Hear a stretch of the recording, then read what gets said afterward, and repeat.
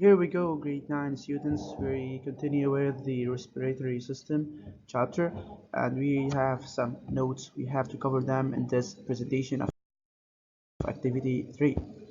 So what happens to the blood whenever it enters the lung? Here is a big question. So according to question of document A on page 42, you have to refer to document A on page 42. We have to compare the composition of the inhaled and exhaled air. What does this comparison show?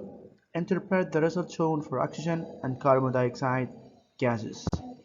So for air, both inhaled and exhaled contain 79 milliliter of N2 gas. What does this show? This shows that there is no exchange of N2 gas occur. It's not a respiratory gas. So no exchange of N2 gas occurs. This is mean that it's not a respiratory gas. In inhaled air, the volume of O2 is 21 milliliter, which is greater than, you have to use these, greater than or less than in exhaled air about 16 milliliter.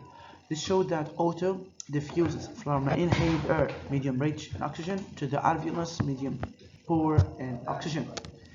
In inhaled air also, volume of CO2 is 0.03 milliliter, which is less than that of the volume of CO2 in exhaled air, about 5 milliliter.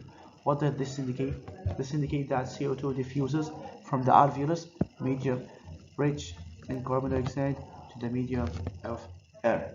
So moreover, water vapor is abundant in exhaled air, but with small amount in inhaled. This is indicate that the air in the lungs is moisturized. And this part we have to compare also, but I gave indications in order to know the difference and know what the meaning of diffusion we are going to interpret in the coming slide.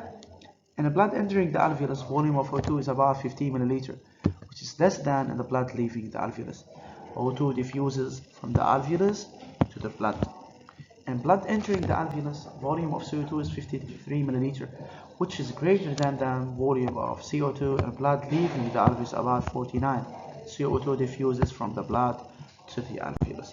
The same interpretation, you have to know these notes. This oxygen diffuses from air into the alveolus. For air, carbon dioxide diffuses from alveolus to air. For blood, oxygen diffuses from alveolus to blood, and for carbon dioxide diffuses from blood to lung.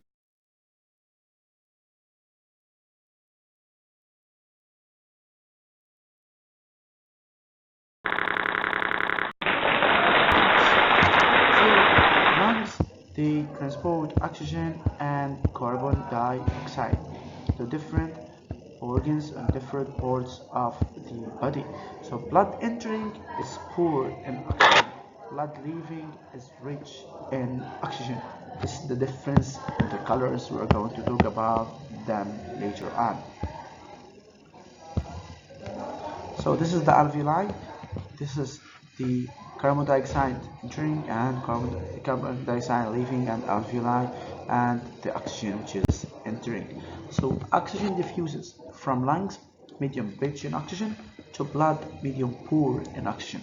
Carbon dioxide diffuses from blood, medium rich in carbon dioxide, to lungs, medium poor in carbon dioxide. This is a scheme showing the respiratory gas exchange between the blood and the air in the alveolus, and you have to describe the respiratory gas exchange with the blood at the level of the tissue. O2 gas diffuse from blood, medium rich in oxygen, to cells, organs, tissues, and so on, which are poor in oxygen, while CO2 diffuses from cells that are rich in CO2 to blood, which is poor in CO2. What favors the respiratory gas exchange at the level of the capillaries? We have three parts or three characteristics: large surface area of exchange, thin wall of the capillaries, and slow circulation of blood inside these capillaries.